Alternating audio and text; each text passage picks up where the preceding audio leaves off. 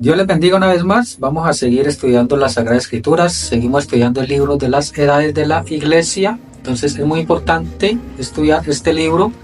Les invito a mirar en la preciosa palabra de Dios en el Nuevo Testamento, último libro de la Biblia, el libro del Apocalipsis, porque aquí en Apocalipsis 1 y 3 el Señor Jesucristo está hablando de las 7 edades de la Iglesia. El capítulo 2 y el verso 18 en adelante dice: el mensaje a Tiatira, y escribe al ángel de la iglesia en Tiatira, el Hijo de Dios, el que tiene ojos como llama de fuego y pies semejantes al bronce, dice esto. Allí entonces el Señor está dándole el mensaje a la edad y al mensajero, ¿sí? Porque estamos hablando ya de 1, 2, 3 y estamos aquí en la 4ª edad.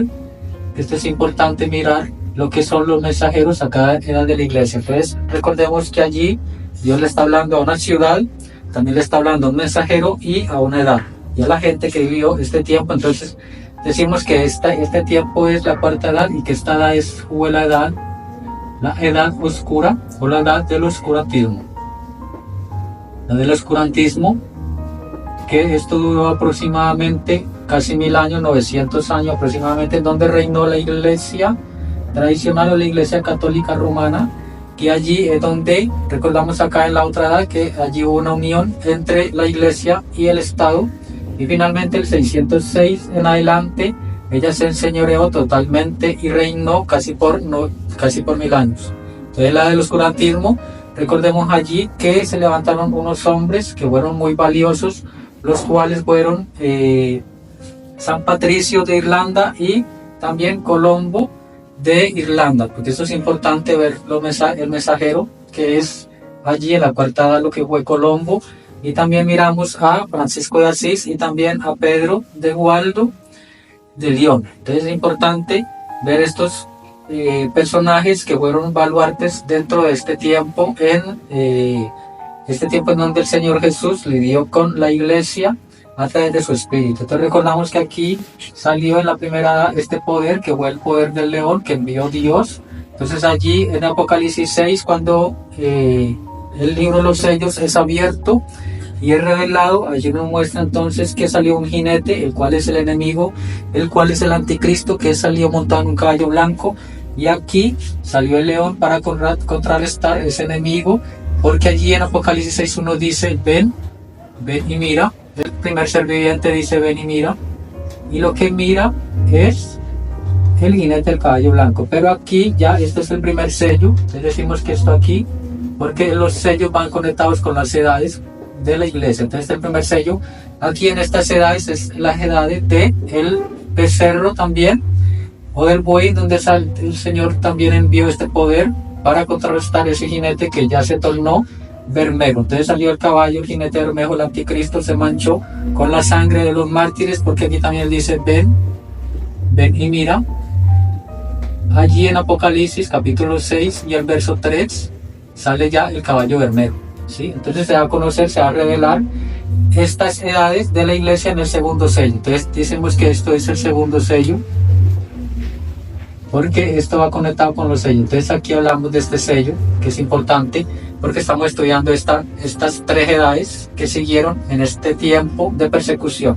Entonces aquí la iglesia prácticamente muere en esta edad del oscurantismo y vuelve otra vuelta a surgir después en 1520 con alguien que fue muy importante, como fue Martín Lutero. Entonces se viene también la edad de los reformadores, que vamos a estudiar más adelantico. Entonces vamos a estudiar un poco lo que es este mensajero, esta edad y esta ciudad, la cual se dice que Tiatira significa mujer dominante. Entonces, ¿por qué mujer dominante? Porque ella fue la que reinó, porque recordemos que en la Biblia siempre una mujer es una iglesia en la Biblia. Entonces ahí está esta mujer, ¿sí? Que es una iglesia, la iglesia que reinó durante todo este tiempo. Entonces vamos a estudiar un poco la biografía de lo que es este gran hombre valioso, San Colombo de Irlanda. La edad. La edad de Tiatira fue la más larga de todas las edades de la iglesia. Duró como 900 años, desde el año 606 hasta 1520 después de Cristo. El mensajero. Por mucho tiempo la iglesia había estado dividida en dos grupos, el grupo occidental y el grupo oriental. De vez en cuando un reformador salía de uno o de ambos grupos y por un tiempo guiaba a una porción de la iglesia a una relación más profunda con Dios. Tal hombre en el occidente fue Francisco de Asís. Él verdaderamente prosperó por un tiempo, pero por fin su obra fue aniquilada por la jerarquía de Roma. Pedro Gualdo de Lyons, un negociante que renunció a su vida secular, llegó a ser muy activo en el servicio del Señor y guió a muchos a Dios, pero fue contrarrestado en su obra y fue excomulgado por el Papa. Ni los grupos occidentales como tampoco los orientales tenían entre ellos a un hombre con la posibilidad de ser el mensajero para esta edad.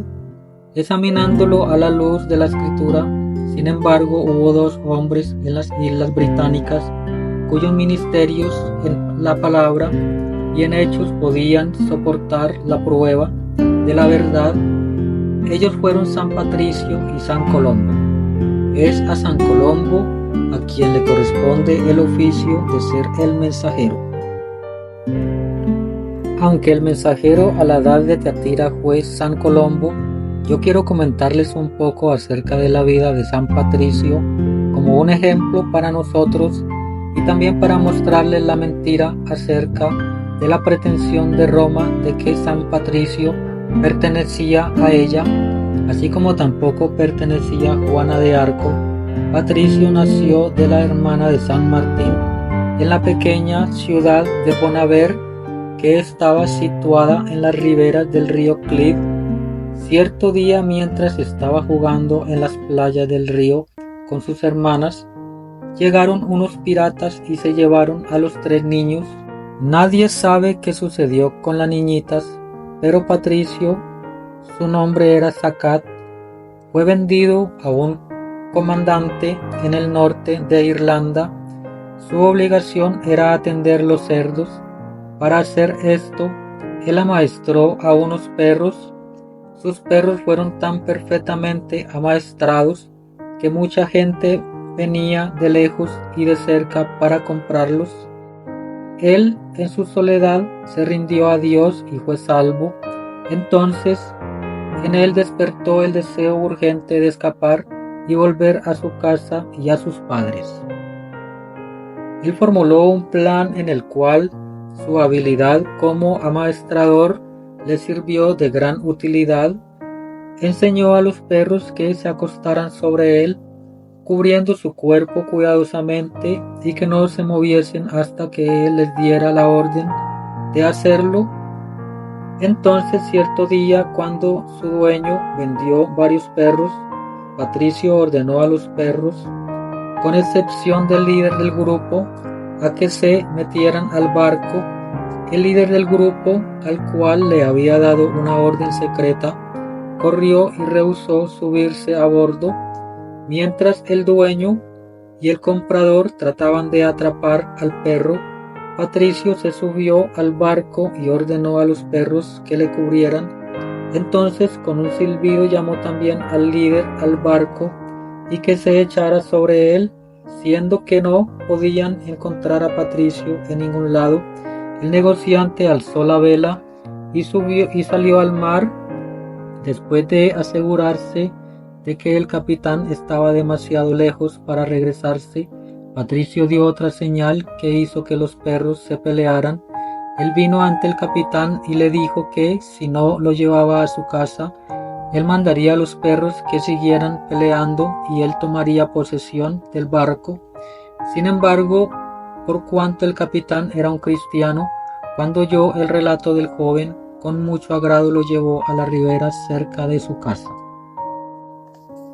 Patricio ingresó en la escuela bíblica y luego regresó a Irlanda, donde ganó a miles para el Señor por medio de la palabra y el poder de Dios en muchas señales y maravillas. Él en ninguna ocasión fue a Roma ni tampoco fue comisionado por Roma. La verdad del asunto es que Roma, cuando al fin estableció un fundamento seguro en la isla y vio que el tiempo era oportuno, mató a más de 100.000 cristianos, quienes a través de los años habían crecido de aquel grupo original que había venido al Señor bajo la guianza de San Patricio. Aproximadamente 60 años después de la muerte de San Patricio, Colombo nació en la familia real de Fergus, en el norte de Irlanda, en el condado de Donegal. Él llegó a ser un estudiante consagrado y sobresaliente, aprendiendo de memoria la mayor parte de las escrituras. Dios le llamó en una voz audible a ser un misionero. Después de haber oído la voz de Dios, nada lo pudo detener, y su maravilloso ministerio hizo que muchos historiadores lo colocaran juntamente con los apóstoles. Tan magnífico fue su ministerio, seguido de señales sobrenaturales, que algunos, especialmente los estudiantes de Roma, pensaron que los relatos fueron exagerados. En uno de sus viajes misioneros, él llegó a una ciudad amurallada, cuyas puertas estaban cerradas para que él no entrara. Alzó su voz en oración a Dios y le pidió que interviniera, permitiéndole entrar para predicar a la gente. Mientras oraba, los magos de la corte empezaron a hacerle mofa con ruidos estrepitosos. Entonces él empezó a cantar un salmo. Mientras cantaba, Dios aumentó el volumen de su voz hasta sobrepujar el bullicio de los paganos. De repente las puertas se abrieron por su cuenta. Él entró y predicó el evangelio, ganando a muchos para el Señor. En otra ocasión, cuando también le fue prohibido el paso a cierta aldea, se dio la vuelta para marcharse y repentinamente el hijo del jefe se enfermó como para morir. Rápidamente buscaron a San Colombo y lo llamaron. Cuando ofreció la oración de fe, el niño fue sanado instantáneamente y el pueblo se abrió para la evangelización por la palabra de Dios. El evangelio puro predicado por Colombo y sus colaboradores se esparció por toda Escocia, tornándola a Dios. También llegó a Irlanda y al norte de Europa. Su modo de esparcir el evangelio fue que tal vez una docena de hombres bajo un líder entrarían a un campo nuevo y literalmente construirían una ciudad basada y centralizada en Dios. Entre estos 12 hombres habrían carpinteros, maestros, predicadores, etc., todos maravillosamente versados en la palabra y en una vida santa. Esta pequeña colonia estaría rodeada por un muro. Dentro de poco tiempo, este recinto estaría rodeado por estudiantes y sus familias en sus propias casas, aprendiendo la palabra y preparándose para salir y servir al Señor como misioneros, líderes y predicadores. Los hombres tenían libertad de casarse, aunque muchos no se casaron para así servir mejor al Señor. Se mantuvieron libres de la ayuda del Estado y así también de la política. En vez de atacar las demás religiones, ellos enseñaron la verdad porque creyeron que la verdad era suficiente arma para cumplir los resultados que Dios tenía en mente para ellos. Eran totalmente independientes de Roma. San Colombo fue el fundador de una gran escuela bíblica en la isla de Hii, situada cerca de la costa suroeste de Escocia. Hoy día aquella isla es una de las más fértiles de todo el mundo. Desde esta isla centralizada en la Biblia salieron poderosos estudiantes dotados con sabiduría y con el poder de Dios. Cuando leí la historia de este gran siervo de Dios y la maravillosa obra que realizó, me entristeció el corazón al hallar que el poder del Papa, en su deseo de traer a todos los hombres bajo su dominio, vino y con el tiempo corrompió estos campos misioneros, destruyendo la verdad como fue enseñada por Colombo. La ciudad de Tiatira. Históricamente, Tiatira era la ciudad de menos importancia entre las 7 ciudades de la Revelación. Estaba situada sobre la frontera de Misia e Ionía y se encontraba rodeada por ríos, los cuales estaban llenos de sanguijuelas. Su característica más meritoria fue su prosperidad económica debido a los gremios colectivos de alfareros, curtidores, tejedores, tintoreros, fabricantes de ropa, etc. Fue en esta ciudad de donde vino Lidia, la vendedora de púrpura, que fue la primera convertida de Pablo en Europa. Ahora, la razón por la cual el Espíritu escogió a esta ciudad como la que contenía los elementos espirituales para la cuarta edad fue por causa de su religión. La religión mayor de Tiatira fue la adoración de Apolo, la cual estaba mezclada con la secta que adoraba a los emperadores. Apolo era el dios del sol y también el que seguía en poder a su padre Zeus. Él fue conocido como el separador de maldad y gobernaba sobre la ley religiosa y la expiación, el medio de expiación haciendo enmiendas por injusticias o culpas. Platón dijo de él explica a los hombres la institución de templos, sacrificios y servicios a deidades, además de los ritos ligados con la muerte y después de la vida. Él comunicaba su conocimiento del futuro y la voluntad de su Padre a los hombres por medio de profetas y oráculos. En Tiatira, ese rito fue conducido por una profetisa sentada en una silla de 3 patas y entregaba los mensajes mientras estaba en trance. El dominio de esta religión era extraordinario. Su formidable poder no consistía exclusivamente en el dominio de misterios, sino en el hecho de que nadie podía pertenecer a los gremios, los cuales ofrecían a la gente su vivienda, sin pertenecer al templo donde se adoraba a Apolo. Cualquier hombre que se negaba a participar en las fiestas idólatras y las orgías licenciosas era excluido de estos gremios del primer siglo. Para pertenecer a la vida social y comercial, uno tenía que ser un verdadero pagano e idólatra. Es demasiado interesante notar que el mismo nombre Tiatira quiere decir mujer dominante, así que esta ciudad es caracterizada por una fuerza dominante, una fuerza que cruelmente invade a todo, conquista a todo y despóticamente controla. Ahora, una mujer dominante es la maldición más grande en todo el mundo.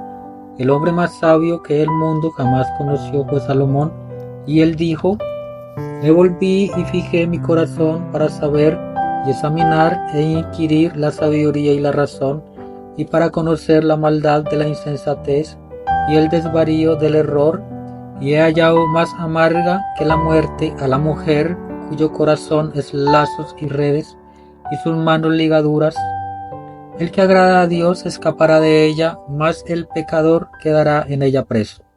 He aquí que esto he hallado, dice el predicador, pesando las cosas una por una para hallar la razón. Lo que aún busca mi alma no lo encuentra. Un hombre entre 1000 he hallado, pero mujer entre todas estas nunca hallé. Léase Eclesiastes 7:25 al 28. Y San Pablo dijo: porque no permito a la mujer enseñar ni ejercer dominio sobre el hombre, sino estar en silencio. Léase 1 de Timoteo 2:12.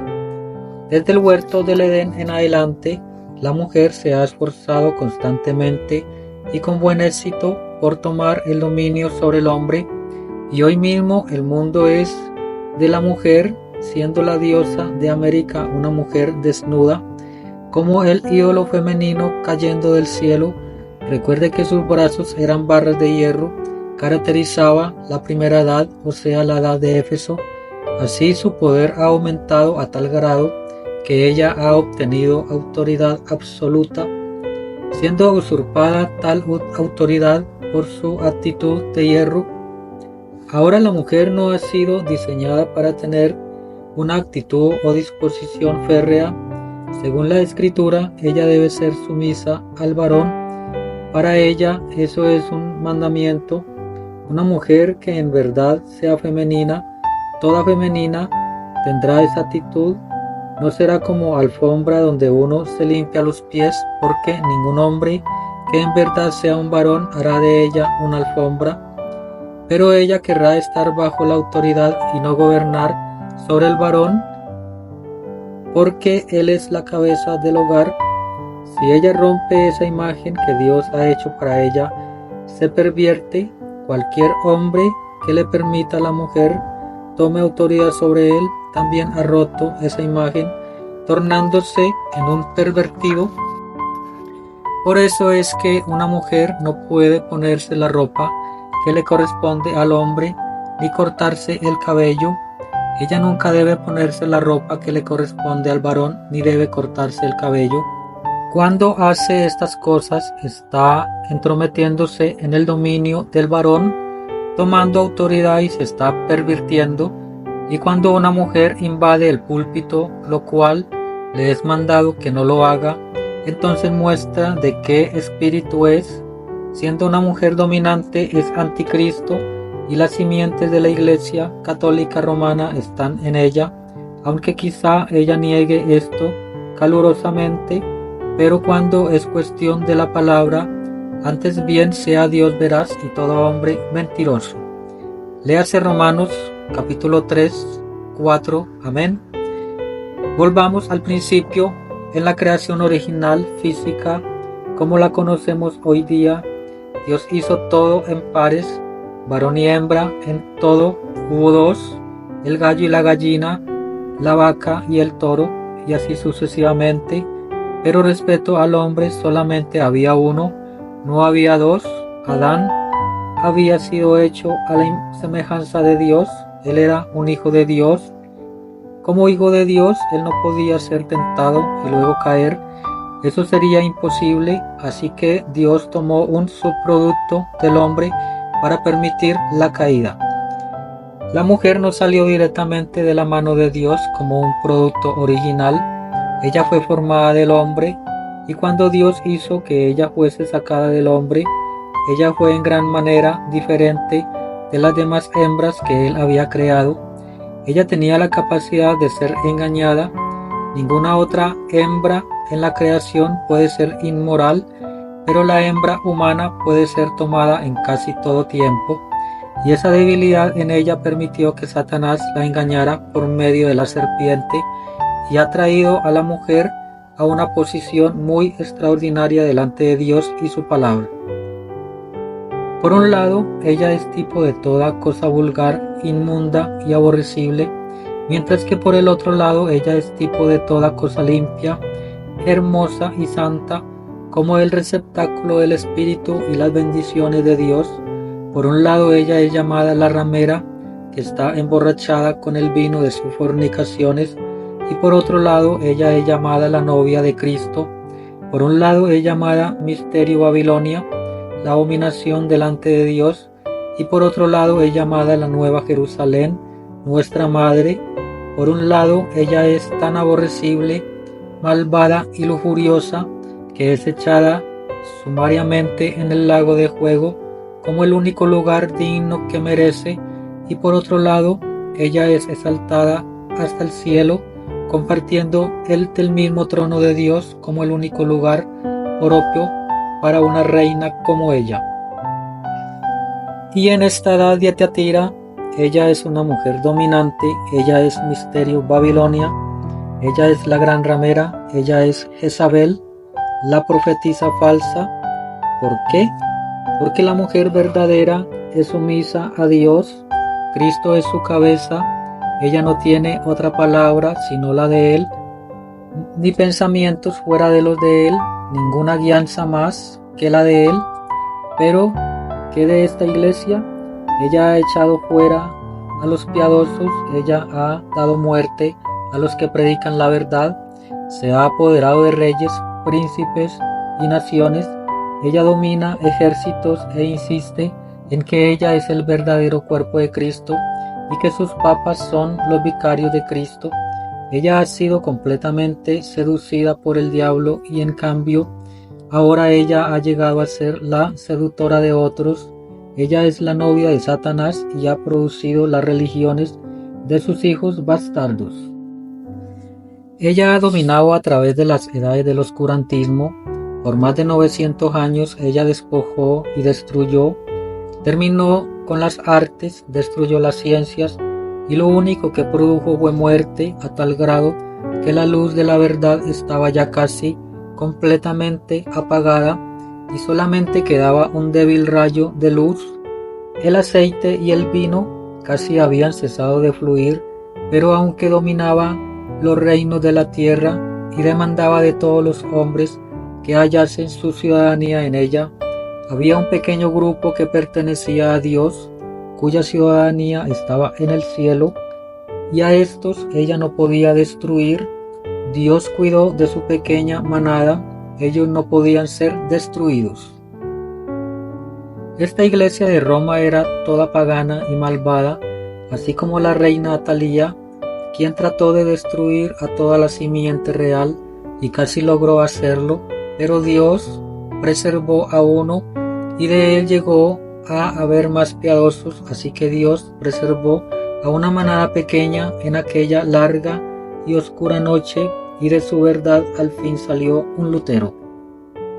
Cualquiera que conozca un poco de la Iglesia Católica Romana y su forma de adoración podrá entender por qué la ciudad de Tiatira fue escogida por el Espíritu para presentar a la Iglesia en las edades del oscurantismo. Allí está ante nuestros ojos.